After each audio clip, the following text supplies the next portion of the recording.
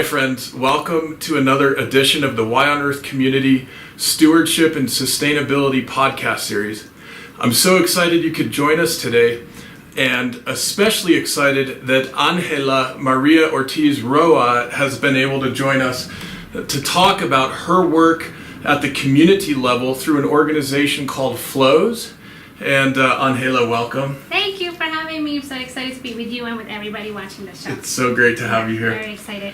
And Angela, I'm so thrilled. We connected several months ago through Flows, and to let folks know, Flows is a project with the University of Colorado's Environmental Center in partnership with the Boulder Housing Program here in Boulder, Colorado. And FLOWS stands for Foundation for Leaders Organizing for Water and Sustainability. Correct. You did it. That's why we chose the water painting behind us. Correct. And Angela has such an interesting and I would say unique perspective in a lot of the various conversations and encounters I've had with your background coming from Colombia, Bogota, now being in Colorado, where you're a mother, a linguist, a community organizer, an activist, and educator. And you're working with folks, particularly in the low-income communities in this area, helping them connect more with food, gardening and soil, water opportunities, and really working through a lens of social justice in the context of ecological sustainability. And of course, you're certified in permaculture, and what a wonderful background that we shared there. And you work as a translator and interpreter, both in English-Spanish interpretation and also American Sign Language, which is really cool. Correct. Not certified quite yet for sign language interpreter, but I'm working on it. That's amazing. So you speak many languages, and Angela, it's so great having you here. Thank you. I'm excited to be here. So I thought I'd kick it off by asking you, how'd you get into all this? Oh, I like that question. It's hard to answer. Yeah. I feel, it's interesting because I got asked this question 2 days ago, and my answer, my go-to answer is that I feel like it's in my blood. I feel like it just, because I was a child that I was just fascinated playing outside. As I grew older, I remember standing in front of my classmates and just kind of in tears being like, girls, if we could just, like, each one of us picked up some trash every day, the whole world would be better. I remember doing this at a really young age. Yeah. So it just escalated from there, and it's been growing and growing.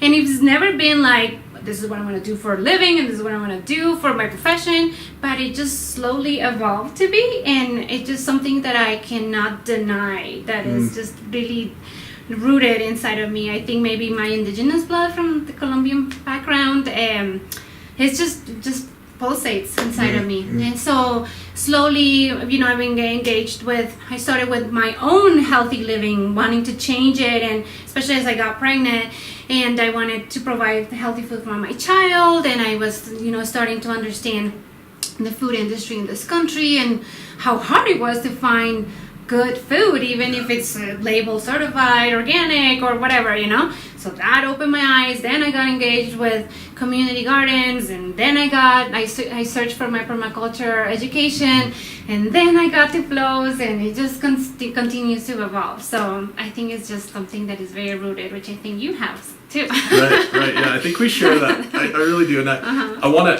to ask you a question about that.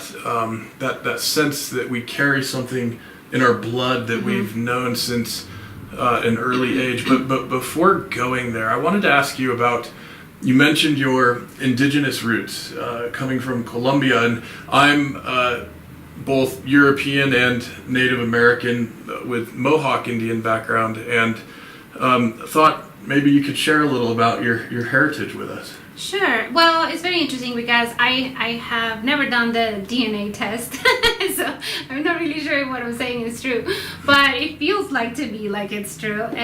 Growing up in Colombia, just in general, I feel like the habits of consumption of resources are a little bit different here. This country is more, excessive quick, fast, In Colombia, I remember growing up, and we had something called racionamiento, So there were days that we had maybe no electricity, like certain days a week we didn't have any electricity, or certain days a week we didn't have any water. So we had to prepare, we had to be more conscious of how we use those resources when we had them available. So that was something of I remember from my childhood. I think before that, my grandmother, on my mother's side, she grew up in this area in Colombia called Los Llanos, which is closer to the border with Venezuela. And, just kind of like my grandma has never worn shoes very often. She's always on her little sandals or her, bare feet, and always very connected. I remember her having all kinds of animals and just cooking, and it was not like little cooking, it was like she had 15 children. Wow. So I have just on that side of the family, just 15. So it was like that kind of cooking, so I don't know, just very communal, very collective, very together, very just never thinking about us, not as an individual, but what do we need to do to all be good. So that's where I root my sense of indigenous background, but I don't really know. I'm a little scared of doing it and then finding out that maybe I'm like European or something. Well, that's kind of funny, because I guess it's something I've thought about some as well. And in the book Why on Earth, I actually wrote about the fact that at the end of the day, we're actually all indigenous. Yes. And it's really, in terms of when we're accessing what we would call indigenous wisdom, indigenous knowledge that is kept in different ways by different cultures, it's more a question for many of us as to how far back in time we have to go to see that in our own lineages versus whether we are or are not indigenous. I like that perspective. And because I'm on my grandma's side, who also I love thinking about her whenever I'm cooking in the kitchen, and that's where I would often hang out with her when I was a kid. And she is Slovenian from the southeastern region of the Alps, near the Adriatic, and there's a beautiful, deep traditional culture there that is into beekeeping and gardening, and we find this really, I think, all over the world. And of course, the modern Western capitalist milieu in which many of us have grown up and are working has an incredibly fast pace, but also a very real disconnection from nature. So to hear you talking about your grandmother close with shoes off, close with the ground, I think there's something there that is actually such an important piece for each of us to reclaim and start to practice more. I really like that. And I feel like the moment that we view ourselves and recognize those roots, I think we will stop arguing so much about our differences, and like you say, I feel like there's wisdom everywhere, and it's just how can you reconnect to that ancestral wisdom that we all carry in our blood. It's just that I feel like for some of us, it's like the umbilical cord, it kind of like stops pulsating, after a while, and I feel like how can we revive that and feel that connection again, because I feel like it is inside of all of us. It's just that some of us feel it stronger than others. Yeah. Well, I'm totally convinced that you and people like you doing the kind of work you're doing in community is really bringing that back to life. Yeah, thank you. And that's so needed. It's really, I think, an essential piece of what we need in our culture right now. Yes, I agree with you. Very much. So can you share with us a little about what you're doing with the community work that you're doing through Flows? Sure, I would love to. So FLOWS, like you said, stands for Foundations for Leaders Organizing for Water and Sustainability. So this is a partnership that is generated between the Boulder Housing Authority, which is Boulder Housing Partners, and the environmental at CU Boulder. Okay, so they get together and they decide that they want to create this program that mimics this peer-to-peer education. There's already a program that exists within the university where students go to student homes, not necessarily student housing, but student homes, and talk about sustainability solutions, and that they wanted something like that will translate into the community. So they thought about something called FLOWS. And FLOWS started in 2016, during the summer of 2016, I was one of the first group members to be recruited. And it was a very experimental program. You know, we stayed in the pilot program for a while there, and it was the whole goal of this program is to have resident members of low-income housing here in Boulder partner up with a student of the university. So that's the first connection that we make, right? Because for many of us that live in the city of Boulder that are low income, we never knew that the university was there. I mean, we know that there's a university, but I never, you know, many of us had never been there, you know? And for the students, they forget that there is a lower income population, you know? So there's the first connection that we make, right? The student and the residents. Then we together go into other low income housing units and we talk about sustainability. But and then maybe to change a little bit how you phrased what we do, instead of helping, because that's the thing that we're maybe trying to change, is rekindle, restart, reconnect those people with the knowledge that they already have. It's very interesting because many of these population members are either immigrants, are people of color, are, you know, have a lot of knowledge already, and things that we tend to not see that knowledge, you know? We are the experts, they are the people that need to follow us. So we wanted to change a little bit that narrative and just always keeping in mind that asset-based perspective, you know? There's so much knowledge in those communities already, and the fact that we are low income makes it so that we have to be extra careful on how we use resources, how we consume. So that makes us already leaders in sustainability, more than people that don't have to think about how much money they're going to pay on water or on their utilities in general. So people can have every single light in their house on, have a fountain, run, you know, like, and have pools and, you know, hot tubs. And they use a lot more and they don't even think about it because they can afford it. Right. So that makes us leaders within the lower income community. And that's something that we wanted to highlight, you know, because we get, I say we because I'm a BHP resident myself. So we get, you know, told, and unfortunately in this political climate that we're right now, either we're part of the problem, we're the cause of the problem, we are, you know, so it's this very negative, you know, narrative that we're exposed to constantly, like we're draining the system and we're receiving sort of, you know, assistance from the government, and you're just draining, then you're like, you know, couch potatoes, like, you know, all this kind of stuff. And what we found, first of all, from first-hand experience, I am a hard worker. I work, you know, I go. And I'm going into other people's home and seeing that's the norm. Like, we are hardworking and we have a lot of knowledge from where we come from. People from Africa, people from Mexico, people from Europe, like, there's just a lot of knowledge there. And we go in and we're like, hey, so, you know, talking about sustainability, we find a lot of those little things, highlight them, learn them ourselves, because I feel like they're helping us more than anything. And also we provide free water and energy upgrades. So that's something that we do that is like the physical work. Which is going in and we check light bulbs, change LED, we put LED lights, we change faucet aerators to lower GPMs, gallons per minute. We check refrigerators, we check toilets so there's no leaks. So little simple and basic audits that we're performing. But I feel like the value of our work is more in the interaction that we're having with the community members. It's cultural. That's really interesting. So specifically around the light and the water use, it sounds like you're bringing in some strategies and sometimes even technology upgrades that increase efficiency. So basically, folks are able to experience more light, more use of water without consuming as much energy or as much water. Correct. And what a beautiful model to share with folks. And it's really a model of abundance, it turns out. Exactly. And we're very careful too, you know, because we also want to encourage certain behaviors, but then we've noticed, for example, when somebody's like, oh, I'll take 5-minute showers. The moment that you're like, oh, great, 5-minute showers is what we want. People are like, oh, I'm doing great. I'm going to take 7-minute showers.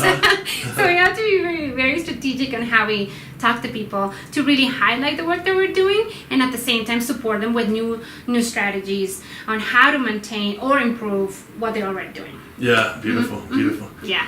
Well, I am totally struck by how your energy exudes a joy in doing this work, and to be so effective in the community and to provide so much joy and also hope, I think is really powerful and one of the things we probably need most in our culture. And I'm wondering, can you just speak to this, going back to this sense some of us have had since childhood in our blood of somehow being in service to the living world, to the planet, to each other, to society, and how do you carry that with you day to day when you're encountering all kinds of different people? That's a great question. So my mom, I think this is rooted in my childhood, because my mom always said to me to smile, right? And smile in the street, I remember. And I'll be walking with her and she'll be in her hand and I'll be like, and somebody will come by and she'll like, smile. And I'm like, what do you want to do? And she's like, just smile. And I was like, and I think from like forcing myself to smile so much, I think that it just became who I am. And I try to promote that with my child and with people. I feel like really change is, I know that there's like, we have big problems and we need to come up with big solutions, but I feel like big solutions are rooted in small, tiny little changes. So the more we smile, the more we're kind, the more we're intentional, the more we give our hearts, then all those bigger solutions are gonna, unfold. And we're going to be able to tackle these big problems that we have. But to tell you the truth, I also struggle a lot because I go into people's homes and we encounter people that are like, yes, I want to do this, or I already do this, and whatever, excited. They feel their commitment, their responsibility. And I also walk into people's homes that are like, not my problem, I don't care. And then I walk out of there and I'm like, gosh, we deserve all we get, so it's a really interesting dynamic and just juggling of emotions that I have to do inside. But I'm very thankful to my mom because she was always like, smile. And you make it, fake it till you make it. It became for real. Yeah. Well, I have to ask, so do you do that to your son? I do. Perfect. Well, it sounds like a very good tradition. And effective. He doesn't and it's funny because he's really shy, so he's always kind of like, more retracted, and I'm always like, come on. But he sees it in me. I model it, so hopefully, it's beautiful. They imitate what they see, right? Hopefully.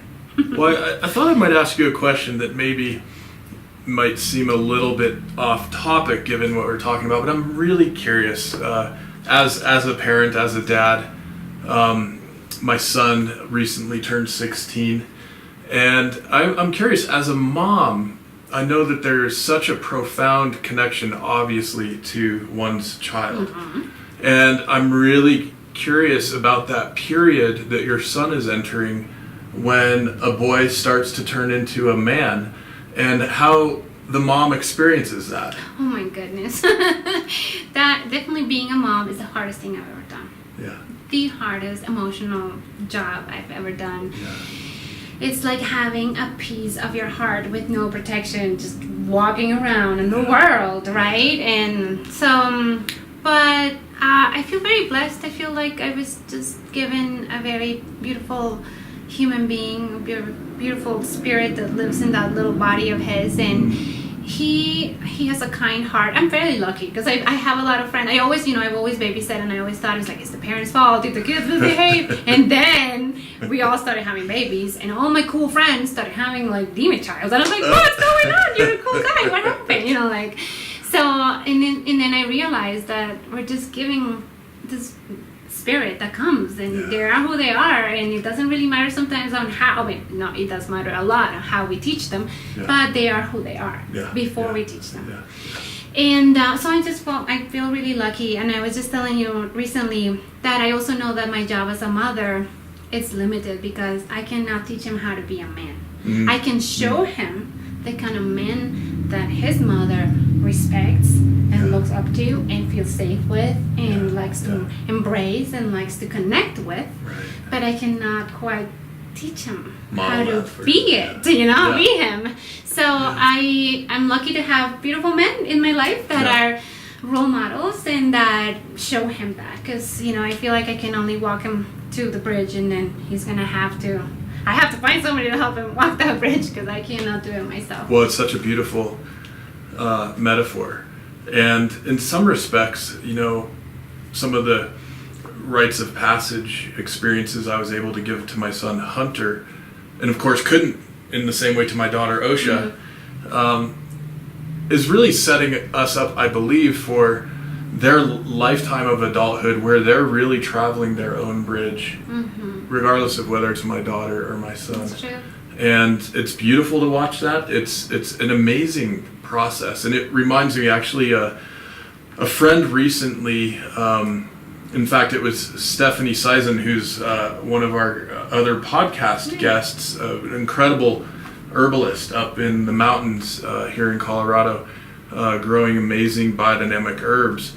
And within 2 or 3 days, both she and my mom both mentioned that poem by Rumi about parenthood, where we as parents are the bows and the kids are the arrows. Oh, I see. And they go through us, but once they're launched, they're their own arrow, basically. I've seen it. I read it somewhere. It really feels that way. Oh my goodness, yeah, it's beautiful. It's amazing. But yeah, that raw exposure of the heart, I can relate to that. Yes, and oh my that's goodness. intense. Oof. And I'm in general a very open person emotionally, so just to see him struggle and having those days that like the kids didn't want to play with him and you just want to like, and then you have to act from your higher self and be like, this is the pain that is going to strengthen you. So you have to feel it now, because if I try to shelter, then he's missing out the opportunity to learn how to deal. It's so hard. So much to learn. Right? We have so much to learn. Yes? Well, I think in a sense, that's a beautiful segue to a couple of other things I wanted to ask you, because when we say we have so much to learn, I think that's really true for us as individuals, but also as a culture. And I'm talking now about our sort of modern Western, we might even say sort of cultural wisdom and knowledge. And it seems to me that in terms of a fabric of society, it is strengthened by having threads from all sorts of different cultures. And obviously you in your day-to-day are crossing all sorts of cultural bridges. And I was wondering if you could expand a bit on this idea that when we're talking about diversity and culture, we're really talking about a whole bunch of cultural assets. And it's a way of thinking about our wealth and well-being culturally, if you will, to recognize that diversity adds so much. 100%. I believe in it 100%. And I wish, some of our leaders will see it that way too. But so I want to speak to the fact that our core team, our people that work with flows, well, just so you know, it's not work, it's volunteer. We have a volunteer program. And these people that go with us to visit other people's homes are very diverse. They're very diverse in backgrounds, in cultures, in races, in languages, in viewing the problems and the solutions. So I feel like that, like you said, builds strength, builds resilience. The more it just strengthens us. It's part of why we are successful right now as a group. And so I agree with you 100% that it's very important to understand that, especially now, even me, like living here in this country, that we don't have the answer for everything, right? Not for the sustainability issues that we're facing, not for the political issues, we don't have the answer. We need to look at problems from a multidimensional approach, right? Yes. So the more that we can tackle this problem, is either it's a water problem or heating planet, whatever it is that we're looking at, if we were able to view it from a multicultural lens, we will be more effective. Because sometimes we view ourselves as the ones with the answer and the solution, and everybody else around the world should follow, when really it's just going to perpetuate the problem. Because I feel like the whole world trying to accomplish what the U.S. has accomplished economically, is what causes the problem. So we need to preserve that diversity of thought and that diversity in solution making too. I feel like it's very important to to tackle problems from different angles. It's not gonna work if we're just going at it from one direction. And there's something, and I wanted to add, and I think this is connected. Flow is something that what we try to do is not only go into the units to provide those water and energy upgrades and to provide that exchange of knowledge with the residents, but also what we're trying to do is with our technicians, we are promoting education, right? We're trying to build capacity, so that we support these people that are volunteering their time with tools, so that we are the ones that have the skills and the abilities to perform the green jobs that are necessary for our economy in our little city and in our big world, to transition into healthier, cleaner, practices. Beautiful. So we try to promote education. So far we've had rain barrel installation workshops. We've had solar panel installations. We actually installed all the BHP's roof at the office. Wow. We did that ourselves. We're wanting to do biochar training, just all kinds of tools, so that as a lower income community, we have what we need to become leaders, entrepreneurs. That's a hard word for me. Entrepreneurs. Yeah. But so that's really cool about the program too, because not only do you go in and you connect with people in the community, but you also build in your own skills, and it's gonna build your resume, it's gonna build your capacity and your confidence to go and apply for these jobs, and hopefully go and own some of this business, instead of like riding in the back of the bus. Absolutely.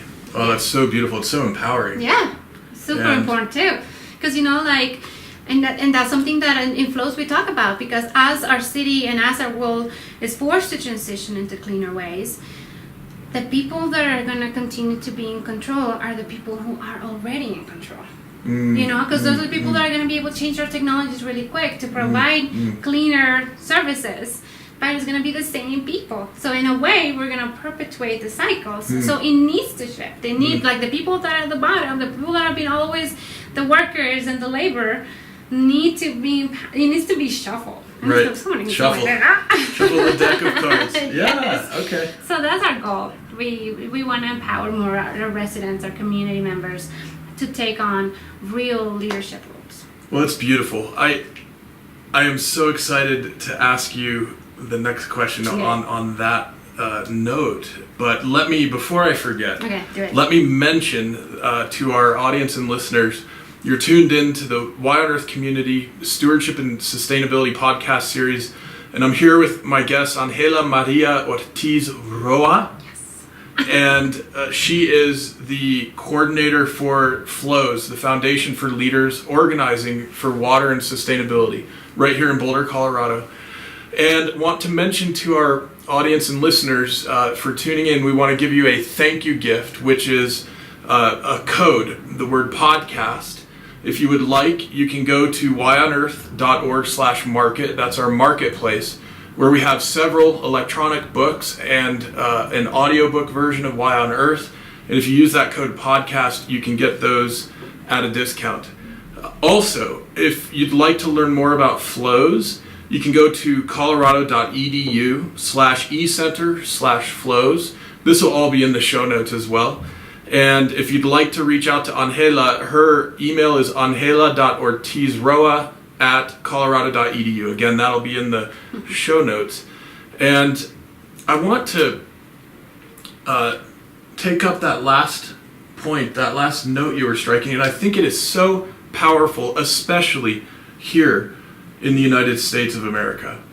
And that is understanding the relationship between entrepreneurship, shuffling the deck, capacity building, indigenous and cultural diversity, because in this country we have an incredible tradition of folks from all parts of the world innovating and developing amazing new products and ways of approaching life.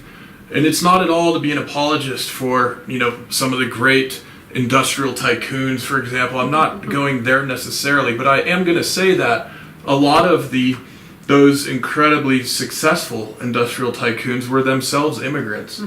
And, that's the reality.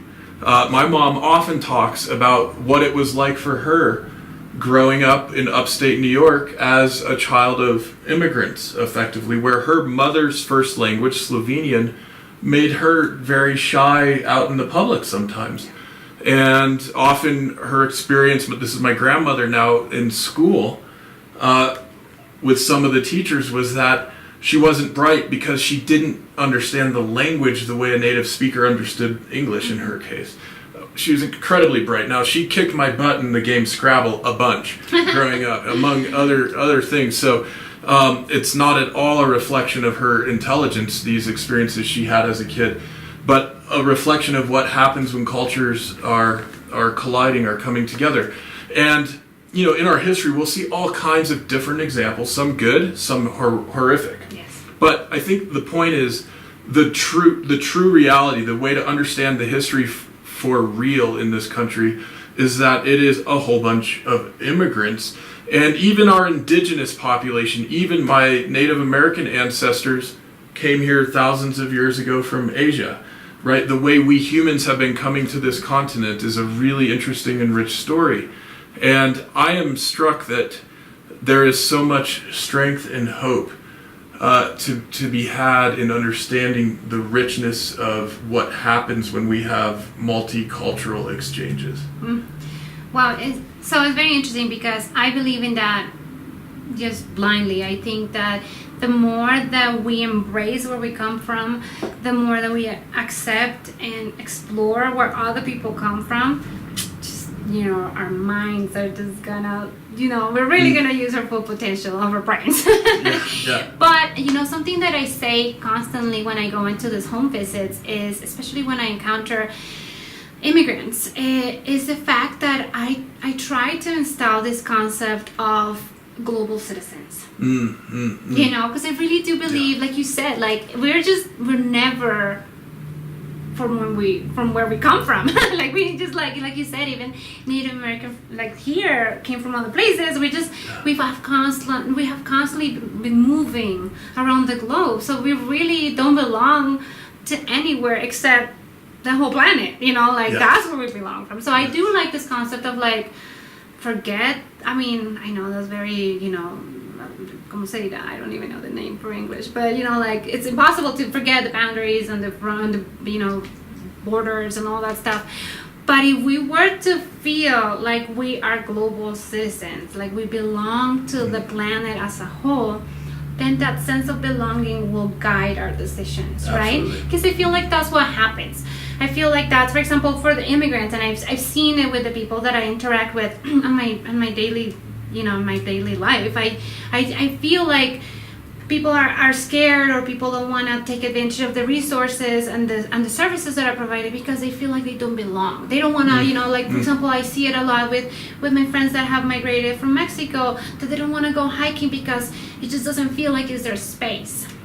So I feel like the moment that you develop that sense of belonging to the space of where you are, then you want to take care of it.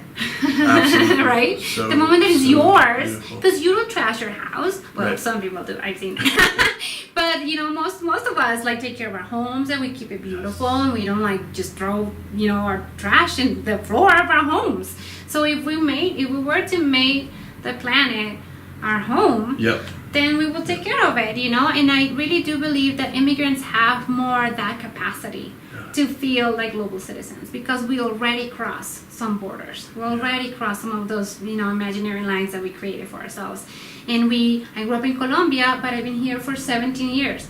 So now I'm from there and here. And, and then it makes me care for that place as much as I care for this place now, because this is my home. This is where I'm raising my child. This is, so I feel like the moment that we can feel at home wherever we are, and we try to beautify those spaces for however long we're going to be there for, and it doesn't matter that we're there for a little bit and then we're going to move on, because we leave that place beautiful, and then you come and the place is beautiful, and then you want to take care of it because you feel at home, and then it makes sense, right? Beautiful. Virtuous cycle. Yes.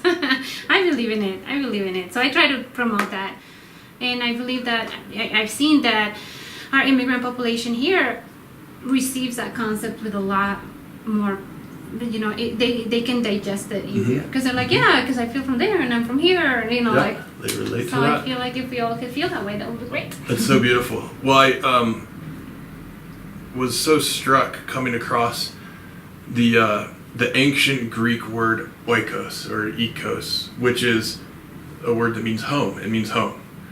And it's the word from which we get economy and ecology, which is so interesting because at the deepest level of understanding those two words, economy and ecology, they really mean how we relate to and take care of our home. And it seems that what you're speaking to is the core, the kernel, that precious golden nugget we can each cultivate inside of ourselves that will help us understand, situated as an individual in the context of this complex society that's in the process of profound change right now. Oh, yeah, yes. And if we can truly come to understand the essence of economy, the essence of ecology is all about us taking good care of our homes and our shared home, Earth, well, it seems that might be a good thing. There you go. That's a good idea. I agree. Yeah. Well, Angela, it has been so wonderful talking with you. And thank you so much for joining us. I want to make sure before we sign off today that if there are any additional calls to action or points that you'd like to make, and I want to be sure to make a plug for Flows, certainly benefits from donations from the community. Yes. This helps you amplify the work that you're doing and that your colleagues and peers are doing. My hope is that this type of model will also inform and inspire people all around the country and communities all over and even outside of our own country here. And donations help make that happen. So I want to encourage listeners and viewers to donate if that's something that you feel like you're able to do today. And other than that, I wanted to mention one quote from Cesar Chavez that was on your website. And he, in this great tradition of multiculturalism and of the dignity of the human being, that makes me think of Martin Luther King Jr., makes me think of Mahatma Gandhi, makes me think of Abraham Lincoln. He said, we need to help cherish and preserve the ethnic and cultural diversity that nourishes and strengthens this community and this nation. And it seems to me that, Angela, that is very much at the heart of the work that you're doing. And thanks for everything you're doing. Thank you. I appreciate your work too. I've been very inspired to see you talk several times. I learn from you every time that I share space with you. So I'm very lucky that we connected and that we're still here now doing our work together and with you. I'm excited about that. I feel like my call to action, besides, our little local level call to actions, which is what you said, donations, which help us provide stipends, because we only work with low-income residents. So when you are a low-income resident, you are fighting for your life, especially when you are living in Boulder, Colorado. This place is not very cheap. So what we want to do is for these people to be able to come do the volunteer work, do their, what their heart is telling them to do, which is provide their time to create community and promote awareness and share knowledge with other residents. But we also want to be able to alleviate some of the stress that we carry as low-income residents. So, we provide them with gift cards. So after several weekends that they come out, we're able to turn around and give them a gift card that they can use to pay bills, to take their kids for ice cream, whatever it is. So if that would be fantastic. But I feel also at a larger scale, I feel like my call to action and I guess my wish from my heart would be for people to really embrace the diversity that we have. I think this country has the blessing of having people from all over the world. We have knowledge concentrated at its max here, and we just live life and we don't recognize it. So that would be my call to action. Would be I will invite you, and I try to remind myself every day to do the same, to connect to somebody who you wouldn't connect on the regular basis. Somebody that, it could be a homeless person, it could be the person that drives your Uber, it could be anybody, and just reach out and just be kind and talk about the planet and promote this idea of global citizenship, because I really think that that is the key, is for us to all feel like this is our home and that we all have to take care of it and ask questions and learn from others. I think that will be my call to action for everybody. Beautiful. Yay! Love it. Oh, thank you. Thank you so much. Thank you for having me. I appreciate it very much. Absolutely. Thank you. Bye. Take care.